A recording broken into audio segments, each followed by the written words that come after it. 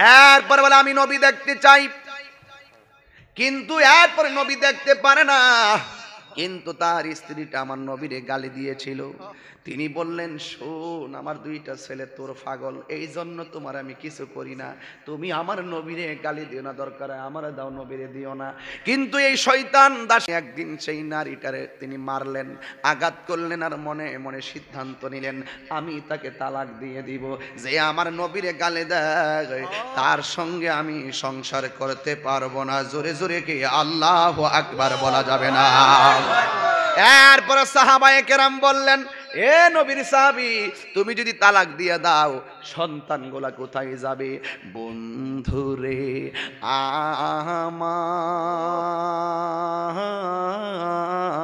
আমার, ও আমার বাখর পরের বন্ধুরা, ও আমার মাধবপুর হবিগঞ্জ শাস্তাগঞ্জের বাবাজিরা গো, এবার ডাক দিয়া বলেন, তুমি যদি তোমার স্ত্রীকে মাইরা ফালাও, তোমার দুইটা সন্তান তো তোমার স্ত্রীকে মানে তাদের মা ছাড়া ভাল লাগে না, তাইলে তুমি কেন তারে তালাক দিবা? সাহাবায়ে কেরাম তারে বুঝাইয়া দিয়া গেছে। এরপরে সে প্রাথমিকভাবে তারে ক্ষমা করে দিছে। ক্ষমা করলে কি লাভ হইব? এক সপ্তাহ যাইতে না যাইতে আবার গালি দিছে। এর মানে হলো কুত্তার লেজ কখনো সোজা, কুত্তার লেজ কখনো সোজা হয়? খাচ্ছত কখনো পরিবর্তন অনেকে করতে পারে না। এরপরে আবার সপ্তাহখানেক পরে আমার নবীর যখন গালি দিছে, তখন ওই অন্ধ সাহাবী বলেন, আমার জান, আমার প্রাণকে তুই গালি দিয়েছিস, তুই এই দুনিয়ায় থাকার কোনো অধিকার নাই। এতদিন তো বলছিলাম তোরে তালাক দিমু, এখন তালাক দিমু না।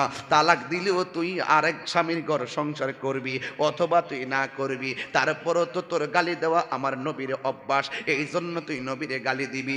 এই জন্য মনে মনে অন্ধ সাহাবী চিন্তা করলো তারে বাঁচায় রাখা যাবে না, এ বাচ্চা থাকলে আমার কলিজার টুকরা আমার নবীরে গালি দিব। এই জন্য তিনি হাতের মধ্যে খনছিল, স্ত্রীর তলপেটের মধ্যে এমন জোরে একটা গায়ে মারছে, আর সাথে সাথে দাসী শয়তানটা দুনিয়া থেকে বিদায় হয়ে গেছে। এই যখন মারা গেল, হঠাৎ কইরা সাহাবীর বিরুদ্ধে নবীর কাছে নালিশ চলে গেল। যাইয়া ডাক দিয়া বলে, নবী গো, আমার নবী দেখে কি দেখে না? ডাক দিয়া বলে, নবী, আপনার সাহাবী আপনাকে ভালোবাসতে যাইয়া তার স্ত্রীকে মেরে ফেলেছে। এবার তার ডাক দিয়া বলে, পাগল, তুমি কেন তোমার স্ত্রীকে মেরে ফেলেছো? ইয়া রাসূলুল্লাহ, নবী গো, আমার স্ত্রীটা আপনাকে শুধু গালি দেয়। আমার বাপরে গালি দিলে আমি মান্না নিতাম, আমার মারে গালি দিলে আমি মান্না নিতাম, কিন্তু আপনি নবীরে গালি দেয়, অথচ আপনি নবী হলেন আমার ঈমান। কথা কোন ঠিক কিনা? আমি কেমনে বরদাস্ত করি গো নবী, আমি বরদাস্ত করতে পারি না, আমি শান্তি মতো ঘুমাইতে পারি না। একদিক দিয়ে আমার সন্তান, আরেক দিক দিলেন আপনি নবী। আমার দুইটা সন্তান তাদের মাকে বড় ভালোবাসে, এই জন্য সন্তানের কথা চিন্তা করলে তারে মারতে পারি না। আর আপনি নবী যখন ভালোবাসার চিন্তা করি, তখন আমি তাকে বাঁচায় রাখতে পারি না। এই দুইটা যখন চিন্তা মাথায় ঢুকে গেছে, তখন আপনার হাদিস মুবারকটা আমার মনে পড়েছে, লা ইউমিনু আহাদুকুম হাত্তা আকুনা আহাব্বা ইলাইহি মিন ওয়ালিদিহি ওয়া ওয়ালাদিহি ওয়ান নাসি আজমাইন। ইয়া রাসূলুল্লাহ, নবী গো, সব মানুষের চাইতে আপনি নবীকে ভালোবাসতে হবে গো নবী। এই জন্য ওয়ান নাসি আজমাইন, সকল মানুষের চাইতে আপনি নবীকে ভালোবাসতে হবে। আপনাকে ভালোবাসতে যাইয়া দুশমনকে মেরে ফেলেছি, যে এই শাস্তি হবে আমি মাথা পেতে নিব। আল্লাহর হাবিব ডাক দিয়ে কয়, সাহাবীরা, তোমরা মনে করতেছো আমার সাহাবী তাকে খুন করার পরে খুনকা বদলা খুন হবে, অথবা দণ্ডবিধি হবে, অথবা ফিদিয়া হবে, অথবা তারকে জানের বদলা জান্নাত হবে? না না না না না, আমার পাগল আমাকে এমন ভালোবেসেছে, সে যদিও তারে মেরে ফেলেছে, আমার আল্লাহ তাকে মুক্ত করে দিয়েছে। তার মানে প্রমাণ হয়ে গেল, নবীর ভালোবাসতে ভালোবাসার মতো ভালোবাসতে হবে। দুশমনদের সঙ্গে কোনো আপোষ করা যাবে যারা বলে আমার নবীর মেরাজটা স্বপ্নে হয়েছে তাদের সঙ্গে কোনো আপোষ করা যাবে না, চিৎকার মেরে বলেন ঠিক না বেঠিক? এই জন্য আমার যুবক ভাইয়েরা, ও বাকরপুরের বন্ধু, আল্লাহ ডাক দিয়া বলে, ও জিবরাইল, ও জিবরাইল, ও জিবরাইল, যাও যাও আমার বন্ধু নবীর কাছে যাও, জান্নাতের জামাগুলো লইয়া যাও, জান্নাতের জামাগুলো নিয়া আমার বন্ধুরে সুন্দর করে সাজাইবা, সুন্দর করে সাজাইয়া আমার বন্ধু নবীরে আমার কাছে নিয়ে আসবা। ও বন্ধুরে আমার, ও বাকরপুরের বাবা, জিবরাইল আলাইহিস সালাম জামা মোবারকটা নিয়ে আইলেন। এই ঘটনাগুলো ছোট ছোট পোলাপান জানার দরকার আছে। ইন দি মিন টাইমে আয়েশা দেখে আমার নবী ঘুমাইতাছে, আমার নবী ঘুমাইতাছে, আমার নবী ঘুমাইতাছে। জিবরাইল আলাইহিস সালাম বলে, আমার নবী ঘুমাইতাছে, আমি নবীর কেমনে ডাক দিমু? জিবরাইল আলাইহিস সালামের জিহ্বাটা আমার নবীর কদম মুবারকের মধ্যে লাগাইয়া দিয়েছে।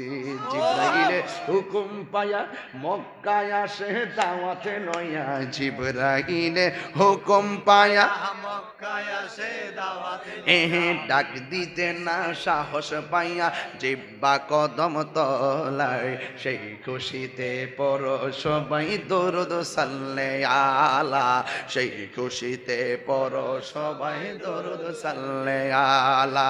নূর নবী যাই দিদারে নিলেন খোদা তাআলা, নূর নবী যাই দিদারে নিলেন খোদা তাআলা, সেই খুশিতে পড়ো সবাই দরুদ সাল্লে আলা, সেই খুশিতে পড়ো সবাই দরুদ সাল্লে আলা।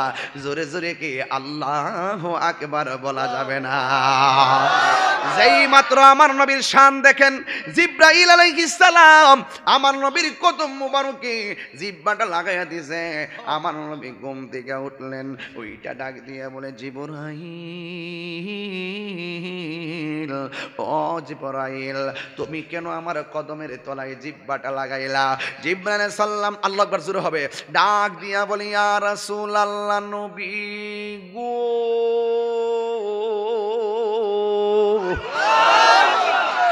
মায়ার নবীজি, আমি কেন জিহ্বা লাগাইছি গো আপনার কদম মুবারকের তলায়?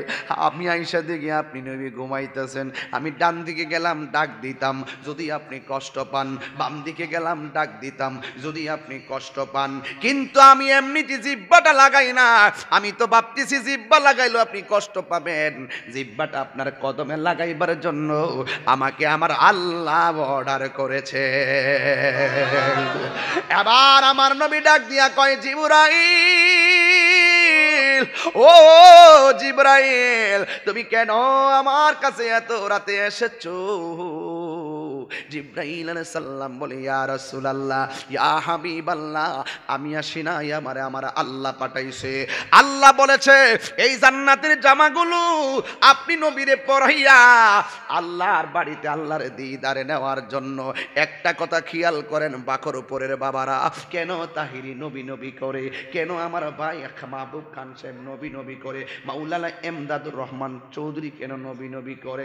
একটা মাত্র কারণ, আমার নবী আপনার নবী রাহমাতুল লিল আলামিন। কেন কেন কেন আমার নবীজিকে কেন আমরা এত ভালোবাসি? ও বাকরপুরের বাবা গো, আল্লাহর কাছে জিবরাইল কই, নবী গো, আল্লাহ আমারে পাঠাইছে আপনাকে আল্লাহর বাড়িতে দিদার নেওয়ার জন্য। এই কথাটা অনেক আনন্দের একটা কথা। এত আনন্দের সংবাদ শুই না আমার নবী নয়নের ঝোলে বুক বাসাইতে শুরু করলেন। জিবরাইল আলাইহিস সালাম বলে, ইয়া রাসূলুল্লাহ, নবী গো, মায়ার নবীজি, কত নবী আমার আল্লাহর দেখার জন্য দরখাস্ত করেছে, আপনি নবী দরখাস্ত করেন নাই। নাই, আল্লাহ মহব্বতে আপনাকে আল্লাহর দিদার নেওয়ার জন্য আমাকে পাঠাইছেন, কিন্তু আপনি নবী কেন চোখের পানি ফেলে ফেলে কাঁদতেছেন? আমার নবী ডাক দিয়ে কি, জিবরাইল আমি কালিমুল্লাহ নয়, আমি নবী হইলাম হাবিবুল্লাহ। জিবরাইল রে, আমি যদি আল্লাহর দিদারে যাব, জমিনের গুনাহগার উম্মত আমি কোথায় রেখে যাব, কোথায় রেখে যাব, কোথায় রেখে যাব? আল্লাহর হাবিব উম্মতের জন্য চোখের পানি ফেলায়া কান্না শুরু করছে গো। দেখেন দেখেন খেলাটা কত চমৎকার। আল্লাহ ডাক দিয়ে কে, জিবরাইল আমার বন্ধুরে বলে দেয়, আমার বন্ধুরা আমি যতক্ষণ পর্যন্ত আমার দিদারে রাখবো, ততদিন পর্যন্ত আমার বন্ধু নবীর উম্মতির আমলনামায় একটা গুনাহ লেখা হবে না। সব স্তব্ধ হয়ে গেছে। ওই নবী রাহমাতুল লিল আলামিন গায়ের মধ্যে জামা মোবারক লাগাইলো। জামা মোবারকটা কত সুন্দর, নিউ মার্কেটে একটা জামা গায়ে লাগাইছি, কত ভাল লাগতেছে। মাথার মধ্যে একটা পাগড়ি লাগাইছি, কত ভাল লাগতেছে। এই আমার ডিআইবি দাওয়াত ইমানি বাংলাদেশের এই সিনারিটা লাগাইলাম, কত শান্তি লাগতেছে, মনে হইছে যেন অনেক সুন্দর একটা জিনিস। অথচ আমার নবীর এই যে জামাটা পাঠাইছে, এটা সানমুন টেইলার দিয়া বানায় নাই, সুপার মার্কেটের টেইলার দিয়া বানাই নাই, এই জামাটা স্বয়ং আল্লাহ রাব্বুল আলামিন বানাইছে। না জানি কি কালারটা দিছে, না জানি আমার নবীর বডির মাপ মুবারকটা কত সুন্দর করে দিছে। বন্ধুর জন্য আমার আল্লাহ এই জামা মুবারকটা পাঠাইয়া দিছে। বন্ধুরে, আপনি যে মদিনায় গেছেন, নবীর লাঠি মুবারকটা দেখছেন, আপনি যে মদিনায় গেছেন, যাইয়া দেখবেন মিউজিয়াম আছে, এখানে নবীর পাগড়ি মুবারক আছে, লাঠি মুবারক আছে, আপনার নালাইন শরীফ মুবারক, কদম মুবারকের জুতো মুবারক আছে, সব আছে, চুল মুবারক আছে, দাড়ি মুবারক আছে। আমি তাহিরি কিন্তু নবীর দাড়ি মুবারক নিজের চোখে দেখেছি, আমি নিজের চোখে নবীর দাড়ি মুবারক দেখেছি। উজু কইরা সবাই লাইন ধইরা দাঁড়াইছি, লাইন ধইরা দাঁড়াইয়া নবীর চুল মুবারক, দাড়ি মুবারক দেখার জন্য দুরূদ শরীফ পইরা পইরা চোখের পানি ফালাইয়া ফালাইয়া যাইতেছি, নবীর দাড়ি মুবারকটা আমি দেখব। ও বন্ধু, সবাই বলছে নবীর দাড়ি মুবারকটা কুকরানো এমন ভাবে পড়ে আছে, আমরা যেই মাত্র দুরুদের কাফেলা দেইকা লাইন ধইরা যাইতেছি, আল্লাহর কসম করে বলি, কোরআন থাকলে কোরআন ধইরা বলতাম, নবীর চুল মুবারক এমন ভাবে বাঁকা, যখন দুরূদ শরীফ পড়ে আশেকরা দেখতে যাইতেছে, আমার নবীর চুল মুবারক এমন ভাবে দাঁড়িয়ে যায়। আর জোরে জোরে কন্যা আল্লাহু আকবার। আমি বলছি আশেক হইতিবা, আশেক আশেক হইতিবা। আমি যখন উমরায় গেছি, খানায় কাবার পাথরে চুমা দেওয়ার জন্য কত ধাক্কা ধাক্কি করছি, কত চালাকি করছি, সকালে গেছি, দুপুরে গেছি, রাত্রে গেছি, কিন্তু ফিলিপাইনের আর ইন্দোনেশিয়ার মানুষের কারণে, মোটা মোটা মানুষের কারণে আমি ঢুকতাম পারি না। যতই ঢুকতাম যাই, একটা ধাক্কা মাইরা অনেক দূরে ঘুরাইয়া নিয়ে ফালাইয়া দেয়। আবার চাপা তো আমি সহ্য করতে পারি না, দৌড়াই অভ্যাস নাই। মনে মনে ভাবলাম চিপার মধ্যে পইরা গেলে না জানি কোনো অ্যাক্সিডেন্ট হইয়া যায়, এই কথা বলা আসলে ঠিক না। এরপর আমি আবেগ নিয়ে বইলা ফলাইতেছি, আমি অনেক চেষ্টা করলাম, আমি পারি নাই। কিন্তু হঠাৎ কইরা আমি যখন উমরা থেকে বাড়িতে আসলাম, আইসা 2 দিন পরে আমি স্বপ্নে দেখলাম খানে কাবার কোনার মধ্যে পাথরটা নাই। আমি পুলিশকে জিগাইলাম, ভাই রে এই পাথরটা কই? কয়ে সাফা মারোয়ার পাশে পাথরটা সরাইয়া নেওয়া হয়েছে। আমি জিগাইলাম কেন? কয়ে পাথরটারে গ্লাস করে আছে। আমিও সেই জায়গায় গেলাম, যাইয়া দেখি খানে কাবার পাথরটা সাফা পাহাড়ের কাছে এইভাবে গ্লাসিং করে রাখছে। আমি তখন পুলিশকে জিগাইলাম, ভাইরে এই পাথরটা এখান থেকে তুলে এনে কেন এই জায়গায় রাখা হয়েছে? তখন পুলিশ আমার কয়, আমি স্বপ্নে দেখতেছি, ডাক দিয়ে আমার বলতেছে, আজকে রাতের বেলায় আমার নবী আসবে এই পাথর মধ্যে চুমা দেওয়ার জন্য। তখন আমি বলছি যখন রসুল আসবেন তখন আমারে বলবেন, আমিও যেন চুমাটা দেওয়ার সুযোগ পাই। জ্বালা জোড়ায় না, হাসির খোরাক দিচ্ছি না, হৃদয় থেকে বলছি, জ্বালা জোড়ায় না ওর ভিতরে লাই গাছে আগুন ভিতরে লাই গাছে আগুন পানি দিলে নিবে না জ্বালা জ্বালা জোড়ায় না রে জ্বালা জোড়ায় না জ্বালা জোড়ায় না। নিয়ত করে ভালাইছি রমজানে যামুগা, নিয়ত করে ভালাইছি রমজানে যামুগা। কত সুন্দর হায়রে, কত সুন্দর আমার নবীর রওজা মুবারক। ও বাখরপুরের বাবা জবানটা খুলে গোনা ইয়া রাসূলুল্লাহ।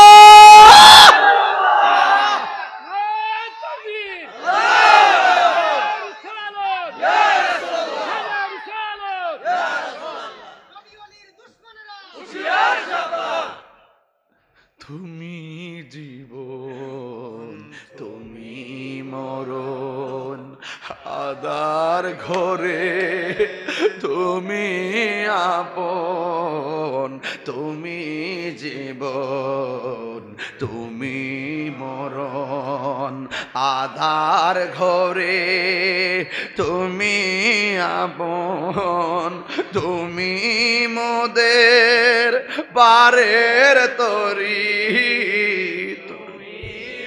ইস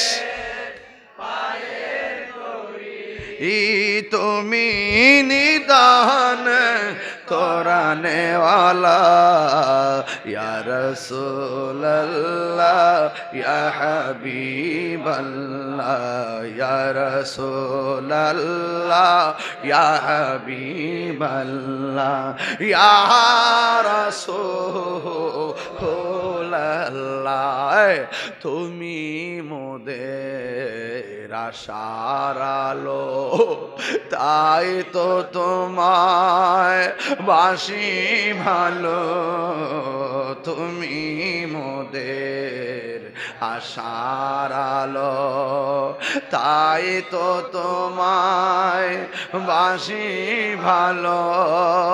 হৃদয় নামের ফোন দানিতে হৃদয় নাম ইস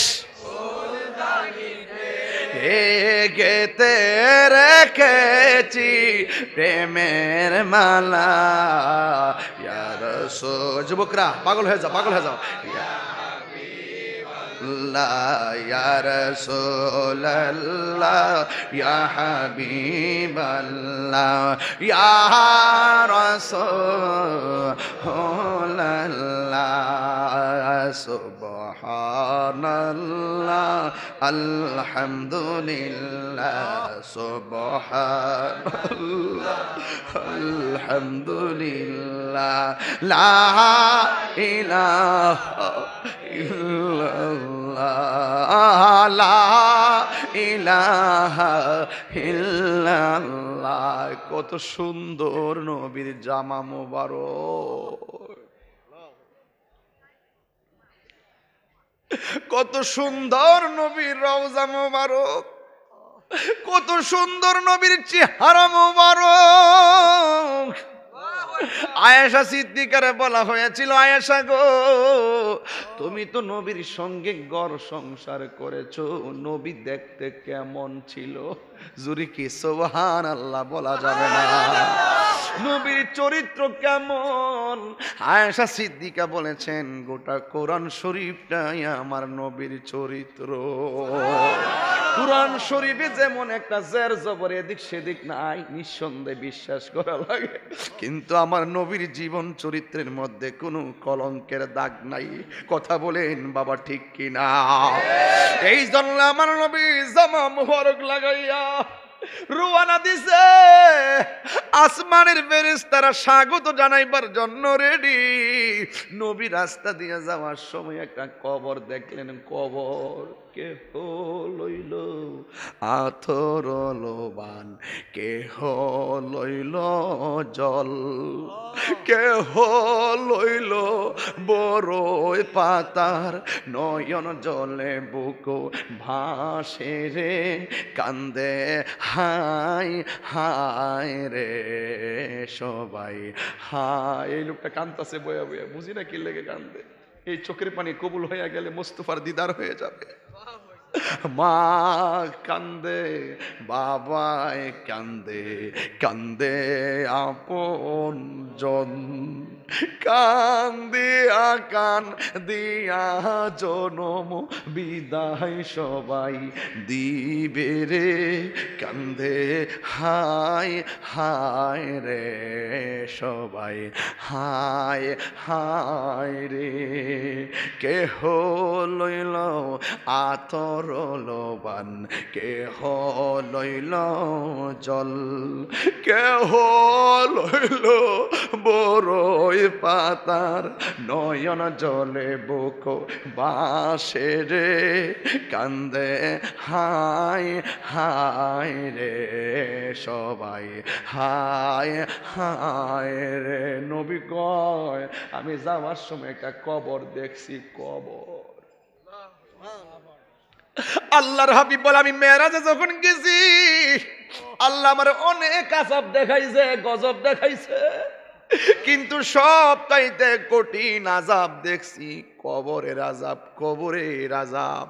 ও যুবক, নবী বলছে কি জানেননি? বেনামাজি হইয়া কবরে গেলে তিনটা শাস্তি অবধারিত। এক নম্বর, কবরটা খাটুক হইয়া যাবে, এমন ভাবে তোমারে চাপা মারবে হাড্ডি গুলারে গুড়া বানাইয়া ফালাইব। বাড়ির পাশে রাতের বেলা চিল্লি দিলে কত মানুষ তোমারে বাঁচাইবার লাগে দৌড়াইয়া যায়, চুর চুর কইয়া ডাক দিলে কত মানুষ দৌড়াইয়া যায়, আগুন লাগলে কত মানুষ পানি দেওয়ার লাগে দৌড়াইয়া যায়। অথচ ঘরের সঙ্গে কবরটা, বেনামাজি হইয়া তুমি কবরে গেছ, ওই কবরের ভিতরে এমন ভাবে মাটি তোমার চাপা মারবো যুবক, হাসতে হাসতে তুমি নামাজ চাইরা দিতেছ, এশার নামাজ চাইরা দিছো, মাগরিব চাইরা দিছো, জোহর চাইরা দিবা, আসর চাইরা দিবা। তুমি কি জানো না একটা একটা করে পয় পয় করে হিসাব দেওয়া লাগবে। কবর যখন তোমার মাটি এমন ভাবে চাপা মারবে হাড্ডিগুলা গুড়া বানাইব, নবী বলে কবরবাসীরা এমন জোরে একটা চিৎকার মারবো, এই কান্নার আওয়াজ যদি দুনিয়ার কোন মানুষের কানের মধ্যে লাগতো, ওই মানুষটার কানের পর্দা ফাইটা রক্তকর্ণ হইয়া মারা যাইত। দুই নম্বর, কবরের ভিতর জাহান্নামের আগুন দিয়ে দেওয়া হবে। আমার নবী বলে আমি যাওয়ার সময় একটা কবর দেখলাম, এই কবরটা একজন পয়গাম্বরের কবর, যার নাম হলো হযরতে মূসা কালিমুল্লাহ। আমি দেখলাম মূসা নবীর রওজা মুবারকটা দেখা যায়। আমার নবী বলে আমি মেরাজে যাওয়ার সময় তাকাইয়া দেখলাম মূসা নবী কবরের ভিতরে শুইয়া না, বইসা না, দাঁড়াইয়া দাঁড়াইয়া নামাজ পড়তেছে। এখন আপনারা বাখরপুরের মানুষের ইমানটা তাজা করেন। এখন আপনারা বলুন মূসা নবী কবরে জিন্দা না মরা? তাইলে মূসা নবী যদি জিন্দা হয়, আমার নবী কি মরা না জিন্দা? এ আব্বুরে কি দিয়া ওয়াজ বুঝাইতাম, মূসা নবীর রওজা মোবারকে জিন্দা, কিন্তু আমার আল্লাহ ইব্রাহিম নবীর পাশ দিয়ে আমার নবীর রুট ম্যাপটা বানাই নাই। আমি যে ব্রাহ্মণবাড়িয়া থেকে আসছি, একটা রুট ম্যাপ আছে সিলেটের দিকে, এই রুট ম্যাপটা দিয়ে হাতের বামে ঢুকছি অলিপুর সিটি গেট দিয়ে, এরপরে আবার এসে বামে ঢুকলাম। যদি আমি নরসিংদীর দিকে যাইতাম বাখরপুর বিচারা পাইতাম নি। তাইলে দেখেন আল্লাহ নবীর রুট ম্যাপটা মূসা নবীর রওজা মোবারকের দিক দিয়ে কেন বানাইলেন, ইব্রাহিম নবীর দিক দিয়ে রুট ম্যাপটা কেন বানাইলেন না, জাকারিয়া নবীর দিক দিয়ে কেন বানাইলেন না? কত নবী দুনিয়া থেকে বিদায় হইছে, অন্য কোন নবীর উপর রওজার উপর দিয়া আমার নবীর মেরাজের রুট ম্যাপটা বানাই নাই, মূসা নবীর রওজার ভিতর দিয়া উপর দিয়া কেন বানাইছেন? এর একটা মাত্র কারণ, মূসা নবী আল্লাহরে বারবার যায় বলতো রাব্বি আরনি, প্রভু দেখা দাও। আল্লাহ বলে লান তারানি ফি তাকিদ বলান্দার ফিল মুস্তাকবিল মারুফ, কখনোই তুমি আমারে দেখতে পারবে না, ও তুমি আমারে কখনোই দেখতে পারবে না। মূসা নবীর রওজার উপর দিয়া নবীরে তাকায়া, নবীরে নিচে একটাই কারণ, মূসা নবী যখন দেখতে চাইছে 70,000 নূরের পর্দার ভিতর থেকে যাররা পরিমাণ নূরের ঝিলিক যখন মারছে, মূসা নবী চিৎপটাং হয়ে পড়ে গেছে, বেহুশ হয়ে গেছে, তোর পাহাড়টা লয় হয়ে গেছে। কিন্তু আমার নবী, আপনার নবীরে মূসা নবী রওজার দিক দিয়ে নেওয়ার একটাই কারণ, আল্লাহ বুঝাইতেছে মূসা রে দেখ কালিমুল্লাহ কারে কয় আর হাবিবুল্লাহ কারে কয়। আল্লাহু আকবার, আল্লাহু আকবার বলেন না কেন? আমি কিভাবে এটা বুঝাবো, আমার ভাষা নাই, আমার ভাষা নাই। আমি একবার বলছি, আমি অনেক ভিতরে ঢুকছি, কিন্তু বুঝার জন্য বলছি। আমি কিন্তু পাতলা কথা বলছি না, একদম ভিতরে কথা বলছি। আমার নবীর মুসা নবীর বরাবর দানিছে একটাই কারণ, এ মুসা নবী দেখ দেখ দেখ, আমি আল্লাহ কারে হাবিব বানাইছি। মুসা চায়া দেখো, আমার বন্ধু আমার দিদারে আসতেছে। মুসা নবীর বরাবর দিয়া আমার নবীর রওয়ানা হয়ে গেছেন। রওয়ানা হয়ে যাওয়ার পরে আরেক এক যাইতে যাইতে যাইতে যাইতে একটা মসজিদের মধ্যে গেছে, যেই মসজিদের নাম হলো মসজিদ আকসা। জুড়ে কি সুবহানাল্লাহ বলা যাবে না? সুবহানাল্লাযী আসরা বিআবদিহি লাইলাম মিনাল মসজিদিল হারাম, মসজিদিল হারাম ইলাল মসজিদিল আকসা। আল্লাহু আকবার বলবেন না? আমার নবী মসজিদ হারাম থেকে মসজিদ আকসায় গিয়েছে। এখন একটা প্রশ্ন করি, বলুন তো দেখি, এই যুবক আপনি দাঁড়ান, নবী যে মসজিদে গেছে মসজিদের নাম কি? মসজিদে আকসা। এই মসজিদটা কোন দেশে আছে?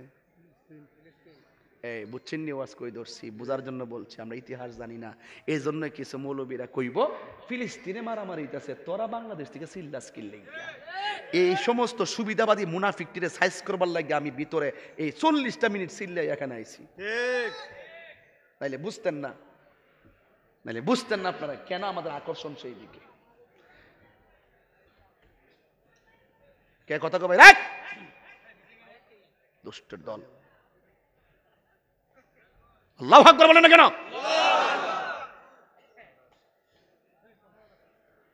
আমার নবী ঘর থেকে বের হয়ে মসজিদ আকসার মধ্যে গিয়েছে। কোরআনের ভিতরে মসজিদ আকসার কথা আল্লাহ উল্লেখ করে দিয়েছেন, মারহাবা কোন।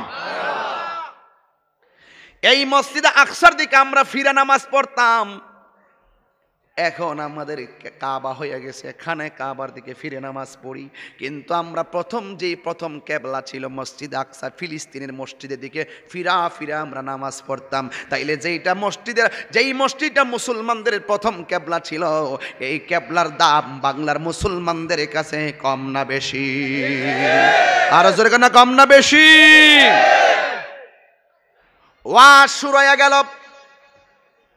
আমার নবী মসজিদ আকসার মধ্যে গেলে আল্লাহ বলছেন, সুবহানাল্লাযী আসরা বিআবদিহি লাইলাম মিনাল মসজিদিল হারাম ইলাল মসজিদিল আকসা। ওই ফিলিস্তিনের মধ্যে যেই মসজিদ আকসা, আমার নবী মক্কা থেকে বের হইয়া ওই মসজিদ আকসার মধ্যে আমার নবী গিয়েছেন। যাইয়া আমার নবী মেহরাবের মধ্যে দাঁড়াইছেন। দাঁড়াইয়া ওই মসজিদের মধ্যে আমার নবী 2 রাকাত নামাজ পড়েছেন। এখন হাদিস শরীফে এসেছে, যেই ব্যক্তি মসজিদ আকসার মধ্যে যায় 2 রাকাত নামাজ পড়ে, তার আমলনামায় 25,000 রাকাতের সওয়াব দিয়া দেয়। আর জবান খুলে কোন আল্লাহু আকবার কোন না কেন? এই জন্য আমার যুবক ভাইয়েরা গভীর মনোযোগ। আমার নবী ওই মসজিদ আকসার মধ্যে গিয়েছে। মসজিদে আকসার মধ্যে যাই আমার নবী 2 রাকাত নামাজ পড়েছেন। ওই 2 রাকাত নামাজের ইমামতি আমার নবী করেছেন। আর আমার নবীর পিছনে 1,24,000 পয়গাম্বর মুক্তাদি হয়ে নামাজ আদায় করেছেন। যে এই মসজিদের ভিতরে আমার নবী নামাজ পড়েছেন, ওই ফিলিস্তিনের মসজিদকে যারা ধ্বংস করতে চায় তাদের হাত ভেঙে দেওয়ার দরকার আছে না? না, এই তো ওয়াজ বুঝে গেছেন, ওয়াজ বুঝে গেছেন কিন্তু মাশাআল্লাহ। এই মসজিদটা হলো সেই মসজিদ, যেই মসজিদের পাথরগুলো দুনিয়ার কোন ইট বাটার পাথর থেকে নয়, দুনিয়ার সাধারণত নদীর তলদেশ থেকে নয়, এই পাথরগুলো সাগরের তলদেশ থেকে ওঠানো হয়েছে। কোনো ক্যারেন দিয়ে ওঠানো হয় নাই, কোনো মানুষ দিয়ে ওঠানো হয় নাই, কোনো ধরনের মেশিন দিয়ে ওঠানো হয় নাই। সমুদ্রের তলদেশ থেকে জিনের মাধ্যমে এই পাথরগুলো ওঠানো হয়েছে ওই মসজিদটা বানানোর জন্য। এই মসজিদটার মধ্যে যেই পাথরগুলো তোলা হয়েছে, প্রত্যেকটা পাথরের ভিতরে সূরা ইয়াসিন লেখা ছিল। আরে বাপরে বাপ, কত গভীর কথা! ওই পাথরের মধ্যে সূরা ইয়াসিন লেখা ছিল। ওই ফিলিস্তিন দেশটা এমন দেশ যেই দেশের মধ্যে অনেক নবীগণ এসেছেন, অনেক নবীগণ হিজরত করে ফিলিস্তিনকে বাছাই করতেন, কিন্তু ওই মসজিদে আকসার পাশাপাশি অনেক নবীগণের রওজা মুবারকও আছে। এই ফিলিস্তিনি মুসলমানরা স্বাধীন রাষ্ট্র, এই স্বাধীন রাষ্ট্রের ভিতরে একদল ইহুদি আসছিলেন 1947 সালে। আয়েশা বলছিলেন আমার দেশে জায়গা নাই, দয়া কইরা আমরা একটু আপনার দেশে জায়গা করে দেন।